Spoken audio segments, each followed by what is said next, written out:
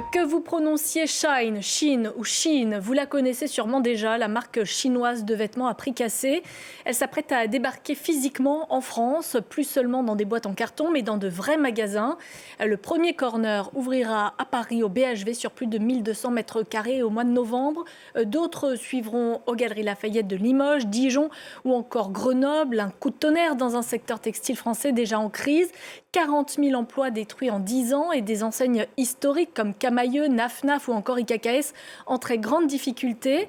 Est-ce la mort de nos marques de textiles ou le début d'une transformation inévitable? Que peuvent faire les pouvoirs publics? Pour en parler, nous sommes avec Bruno Nahan ce soir. Bonsoir. Bonsoir. Vous êtes président de la Fédération de la maille, de la lingerie et du balnéaire. Vous dirigez 4 entreprises qui fournissent des étoffes, du tissu à de grandes marques françaises comme Maje, Sandro, Lacoste ou encore justement IKKS. L'arrivée de Shein au BHV à Paris et dans plusieurs galeries Lafayette de province, est-ce que pour vous, c'est un séisme ? C'est un séisme et je pense que c'est un véritable scandale puisqu'il s'agit finalement de récompenser la concurrence déloyale. Vous le savez, ces plateformes, parce qu'il n'y a pas que Shein, il y a les autres plateformes que l'on peut citer, que sont Temu et Alibaba, sont des dangers majeurs non seulement pour l'industrie textile française mais européenne, puisqu'elles sont basées, leur modèle économique finalement est basé sur un non-respect flagrant de règles sociales, de règles environnementales et de règles tout simplement du droit de la concurrence. En France, 16% des magasins de mode ont fermé en 5 ans. Beaucoup de marques historiques sont en difficulté. Est-ce que ce sera le coup de grâce pour elles avec l'arrivée de Shein? Je le vois déjà, moi, au travers de ma fédération professionnelle et au travers de l'Union des industries textiles. On a un certain nombre d'entreprises amont de la filière qui sont en énorme difficulté parce qu'il y a un assèchement des commandes. Et au-delà de la disparition de ces sociétés, c'est des emplois qui disparaissent, c'est des savoir-faire.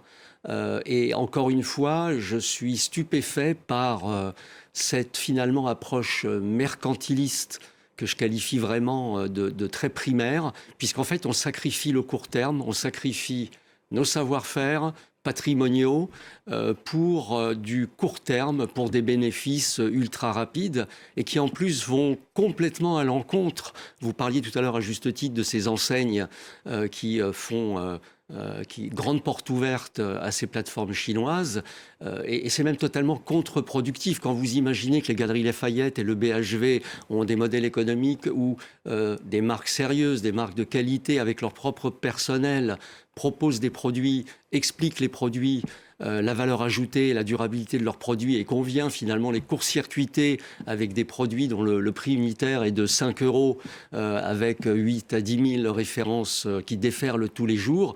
Comment voulez-vous lutter avec, encore une fois, des principes économiques qui reposent sur de la violation des principes de base du droit social, du droit environnemental? Mais est-ce que Shein est vraiment responsable de tous les maux? C'est-à-dire que ce n'est pas que depuis cette année que le secteur textile est en crise en France. Il y a d'autres raisons. Mais vous avez raison, c'est la dégradation. Il y a d'ailleurs un petit paradoxe, je le souligne si vous le permettez, c'est qu'on a des industries, on a un secteur du luxe et des cosmétiques qui rayonne au niveau mondial et de façon très paradoxale, vous avez des fabricants un tissu de fabricants qui s'est dégradé année après année. Donc pour répondre à votre question, oui, cela fait maintenant une vingtaine d'années qu'il y a cette dégradation.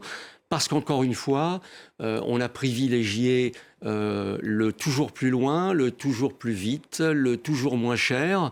J'ai pas de problème avec ça à partir du moment, il ne s'agit pas de tomber dans l'autarcie et le protectionnisme, mais encore une fois, j'ai pas de problème avec cette approche-là à partir du moment où les règles du jeu sont les mêmes. Or, les règles du jeu, depuis une vingtaine d'années avec cette accélération avec ces plateformes chinoises, on continue à s'orienter, encore une fois, comme je l'évoquais avec vous tout à l'heure, dans l'encouragement d'une concurrence déloyale où finalement on se bat. C'est comme si vous me demandiez de courir un 100 mètres lesté de plomb alors qu'à côté, j'ai un concurrent qui, lui, a le meilleur équipement pour pouvoir réaliser le 100 mètres. C'est impossible. Je vous propose d'écouter justement ce concurrent, le porte-parole de Shein France, Quentin Rufat, qui explique finalement les les aspects positifs que peuvent apporter Chine en France. On va l'écouter. Ce partenariat va permettre la création de 200 emplois au sein de la Société des grands magasins. Le but de ce partenariat, encore une fois, c'est de montrer qu'un modèle 100% en ligne peut fonctionner sur le physique. Qu'est-ce que ça vous inspire? Il crée aussi des emplois, c'est-à-dire que d'un côté, effectivement, ça en supprime, mais ça en crée de l'autre. Et vous l'avez évoqué tout à l'heure, 200 emplois, mais si on chiffre la dégradation du tissu industriel, si on chiffre la dégradation, les pertes d'emplois des marques que vous avez citées, si on cite la dégradation encore une fois, des marques qui sont aujourd'hui, qui vont tenter de cohabiter dans les grandes enseignes, on se moque du monde. C'est de toute façon mathématique. Je vous cite juste un exemple. Aujourd'hui, en France, le textile, c'est 2500 entreprises, c'est 65 000 emplois. Si je remonte aux années 80, c'était 400 000 emplois. Je ne vois pas comment on peut affirmer ce genre de choses. Ensuite, vous le savez, cette plateforme-là, c'est 40 milliards de chiffre d'affaires, c'est des moyens énormes, et c'est donc une communication qui est ultra rodée pour laver plus blanc et se présenter comme l'ultra bon élève sur toutes les valeurs qu'on essaie de défendre en Europe occidentale et en France, à savoir le respect des droits sociaux, comme je l'évoquais tout à l'heure, le respect des droits de la consommation et le respect d'une protection minimum de la planète. Face à l'arrivée de Chine, il y a plusieurs réponses que l'on peut apporter. L'une d'elles serait de résister, l'autre serait finalement de suivre la tendance, et c'est ce qu'a choisi de faire la marque Pimkie, marque française en très grande difficulté, qui a décidé de s'associer à Chine pour pouvoir vendre sur cette plateforme ses produits. Pour vous, c'est une trahison de la part de Pimkie? Au risque de choquer, d'être très outrancier, pour moi, c'est quasiment ce que je vais qualifier de la prostitution mercantiliste de court terme. C'est effectivement choisir des solutions faciles, de très court terme, mais qui vont dégrader finalement les modèles économiques. Et notamment, on l'évoquait tout à l'heure, des grands magasins qui ont construit des modèles économiques avec une offre de qualité, une offre durable, des marques sérieuses qui respectent un certain nombre de valeurs. Et encore une fois, je trouve ça tout à fait scandaleux.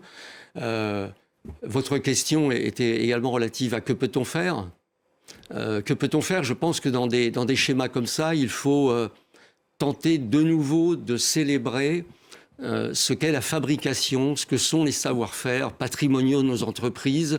Et c'est toute une démarche marketing de long terme qui consiste à dire aux consommatrices, aux consommateurs, voilà où le produit est fait, voilà comment il est fait, voilà par qui il est fait, dans le respect de ses valeurs essentielles. Effectivement, parce qu'on parlait jusqu'à présent uniquement des marques, mais il y a aussi les consommateurs, et ils sont finalement les premiers complices de ce qui se passe.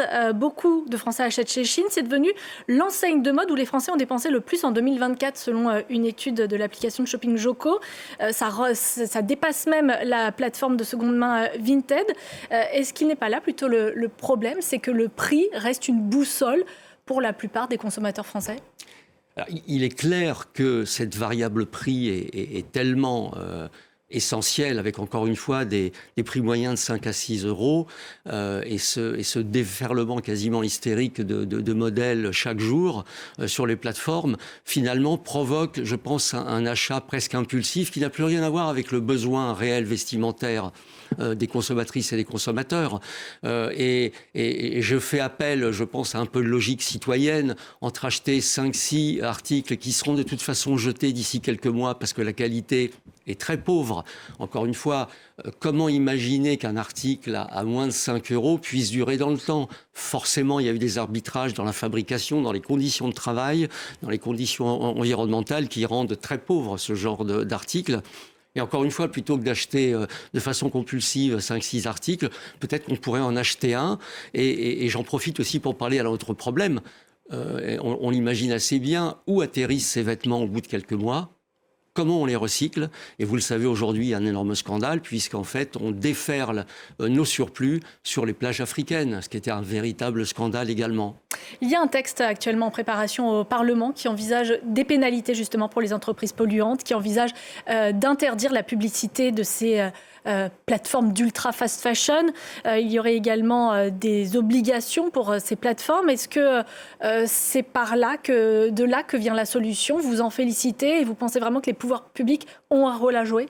Ils ont un rôle essentiel à jouer et notre filière est active depuis pratiquement maintenant 2 ans en rencontrant les différents ministres de l'économie, du commerce, de l'environnement et on essaie de les pousser pour qu'on passe de la phase débat, négociation à enfin la phase action et surtout qu'il y ait une convergence au niveau européen. Ce qui est essentiel à nos yeux, et on a fait des propositions très concrètes qui consistent à dire mettons des frais administratifs de l'ordre de 25 € par colis. Il y a 800 millions de colis d'une valeur de 150 € qui déferlent chaque année en France par ces plateformes chinoises. Ils ne payent pas de TVA. Ils ne sont pas soumis aux droits de douane. Et on a fait un rapide calcul avec l'Union des industries textiles.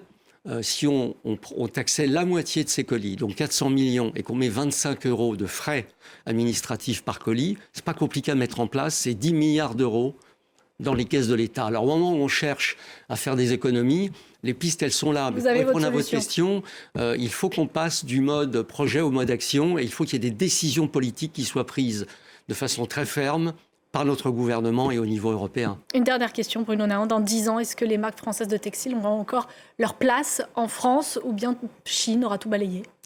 C'est une question qui est importante et qui est préoccupante. Moi, j'ai la faiblesse de croire que, encore une fois, si on change complètement d'argumentation vis-à-vis de la société civile et qu'on explique les valeurs autour et la richesse autour d'un produit qui paraît très banal, que l'on explique comment il est fabriqué en France, en Europe occidentale, qu'on explique d'où viennent les matières premières, comment elles sont récoltées ou cultivées, où on va finalement redonner du sens à la main qui les a fabriquées, au savoir-faire qui contribue à fabriquer ces produits. J'ai la faiblesse de croire qu'il y a une piste honorable. Merci, un grand merci d'avoir été notre invité pour répondre à cette question qui fâche, qui vous touche évidemment au premier plan. Merci à vous Bruno Nahan. Restez avec nous tout de suite. C'est le Journal de l'Afrique présenté par Fatima Tawane.